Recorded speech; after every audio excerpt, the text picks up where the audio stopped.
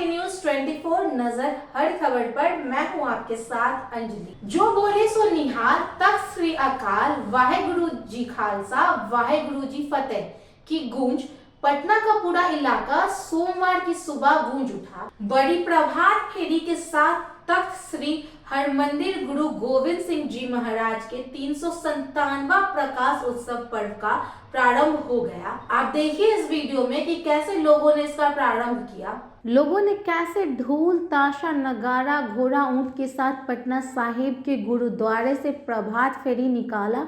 पटना के अशोक राजपथ पटना मुख्य मार्ग होते हुए वापस पटना साहिब गुरुद्वारा लौटा। प्रभात फेरी में सबसे आगे पंच परमेश्वर लोगों को अपनी ओर ध्यान आकर्षित करते रहे। बाहर से आई महिला संगतों ने गुरु के भजन गाकर समा बांधा। कड़ाके की ठंड के बावजूद सिख समुदाय के संगतों में भक्ति से की धूमधाम में झूमते नजर आए। श्री गुरु गोविंद सिंह जी महाराज के 357वां प्रकाश उत्सव पर्व 2024 पटना साहिब में काफी धूमधाम से मनाया जा रहा है। इसका शुभारंभ सोमवार से बड़ी प्रभात फेरी के साथ ही प्रारंभ हो गया। 3 दिनों तक चलने वाले इस कार्यक्रम में सोमवार से ही सिख समुदाय के लोग भक्ति में डूबे नजर आए। भारतवर्ष में कई राज्यों में श्रद्धालुओं का आवागमन शुरू हो गया। इसके साथ ही अमेरिका, कनाडा और इंग्लैंड से भी सिख समुदाय के श्रद्धालु यहां पहुंचने लगे। प्रकाश उत्सव पर्व को लेकर प्रशासन ने भी अपनी तैयारी और सुरक्षा के पुख्ता इंतजाम किए हैं। इसे लेकर पटना के जिला अधिकारी चंद्रशेखर सिंह और वरीय आरक्षी अध्यक्ष राजीव मिश्रा ने पटना सिटी के गुरुद्वारा साहिब प्रबंधन कमेटी के साथ बैठक करके वहां के सभी स्थितियों का जायजा लिया। जिलाधिकारी ने सुरक्षा सहित बाहर से आने वाले श्रद्धालुओं के लिए सभी व्यवस्थाओं को दुरुस्त करने का निर्देश अपने अधीनस्थ पदाधिकारी को दिया। इसके अलावा वरीय आरक्षी अध्यक्ष ने बाहर से आने वाले संगत के लिए सभी तरह की व्यवस्थाओं को करने का निर्देश पुलिस प्रशासन को दिया। वाहिगुरु जी की फतेह। धन धन श्री गुरु गोबिंद सिंह जी महाराज जी का 357 प्रकाश उत्सव गुरपुरब मनाया जा रहा है। प्रभात फेरियां शुरू हैं। 15, 16, 17 प्रकाश उत्सव गुरपुरब मनाया जाया है। दूर नेड़ों संगतां पूज रहे हैं। सारे संगतां नूं बेनती है कि हूँ माँ के संगतां पटना साहिब पूजन की किरपालता करन। वाहिगुरु जी का खालसा, वाहिगुरु जी की फतेह। इसके अलावा प्रबंधक कमेटी, जो गुरुद्वारा प्रबंधक कमेटी थी, उनके साथ बैठक में उन लोगों ने ये गंगा पथ से लेकर और गुरुद्वारा तक जो है अलग से गश्ती की बात कही थी। उसके लिए भी हम लोगों ने एक इंस्पेक्टर के नेतृत्व में 3 शिफ्ट में अलग अलग गश्ती भी दी है। पूरे पटना सिटी क्षेत्र में जहां भी श्रद्धालु आते हैं, जहां उनके आवासन स्थल हैं, वहां भी जो है मजिस्ट्रेट और बल की प्रतिनियुक्ति की गई है। रेलवे स्टेशन पे भी हेल्प डेस्क वगैरह बनाए गए हैं।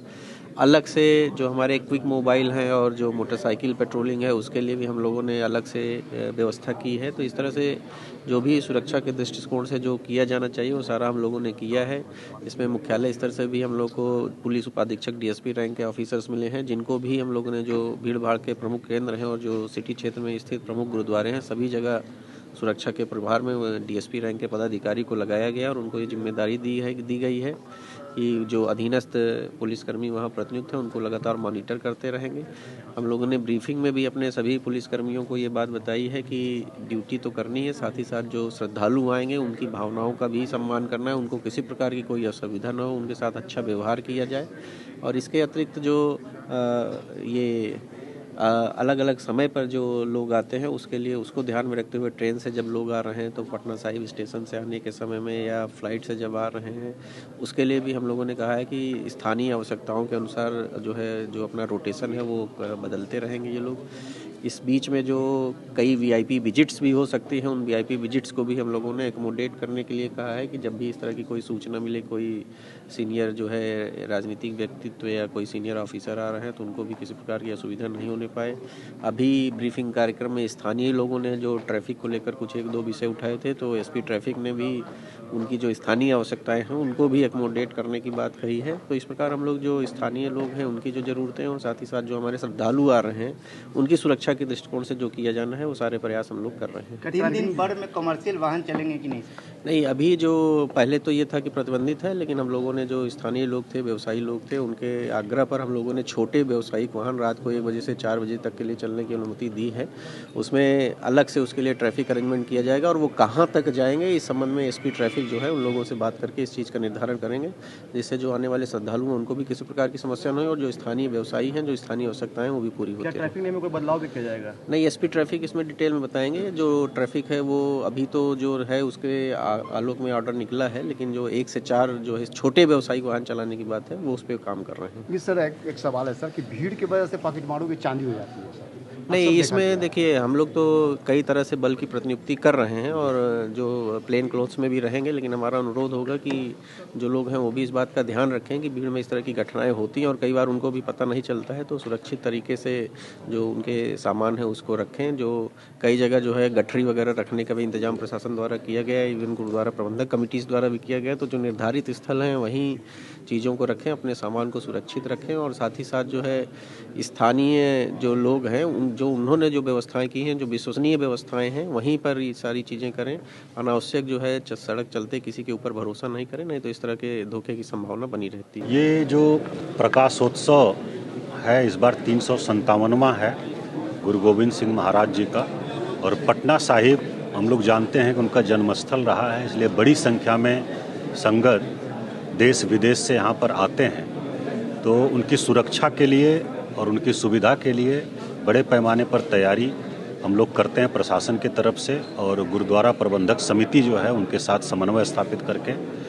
तो वही तैयारी के क्रम में आज हम लोगों ने आज मीटिंग किया है यहाँ पर, जिसमें कि पुलिस पदाधिकारी और मजिस्ट्रेट जो यहाँ पर डिप्यूटेड प्रतिनियुक्त हैं उनकी ब्रीफिंग हम लोगों ने किया है और सारे इंतजाम यहाँ पर किए जा रहे हैं। मुख्य रूप से सुरक्षा के लिए दंडाधिकारी और पुलिस बल की प्रतिनियुक्ति की गई है और यातायात प्रबंधन के लिए भी बड़ी संख्या में प्रतिनियुक्ति की गई है, उसका भी हम लोगों ने आज डिस्कशन किया है।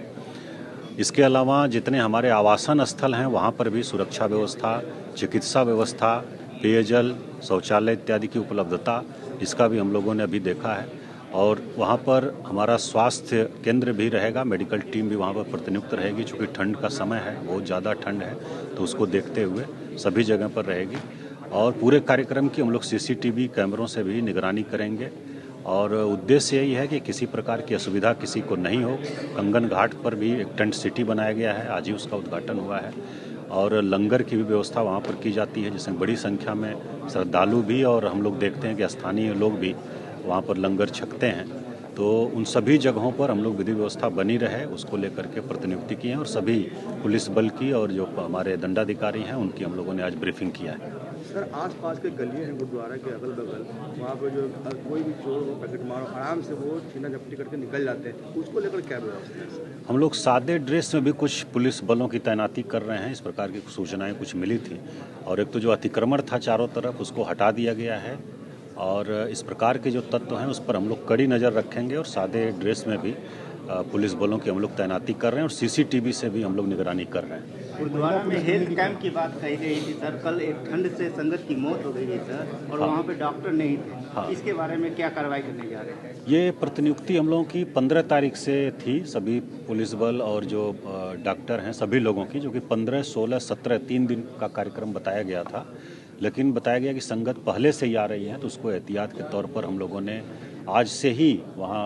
मेडिकल टीम की उपस्थिति और एम्बुलेंस वगैरह की उपस्थिति सुनिश्चित करा दिया है। ऐसे ही वीडियो की जानकारी के लिए जुड़े रहे हमारे साथ और देखते रहे आंखें न्यूज़ 24, नजर हर खबर पर। अगर आप हमारे इस वीडियो को YouTube के माध्यम से देख रहे हैं तो चैनल को सब्सक्राइब और वीडियो को लाइक करें। धन्यवाद। अगर आपने अभी तक हमारे चैनल को सब्सक्राइब नहीं किया है तो हमारे चैनल को जल्द से जल्द सब्सक्राइब करें, लाइक करें, शेयर करें और कमेंट।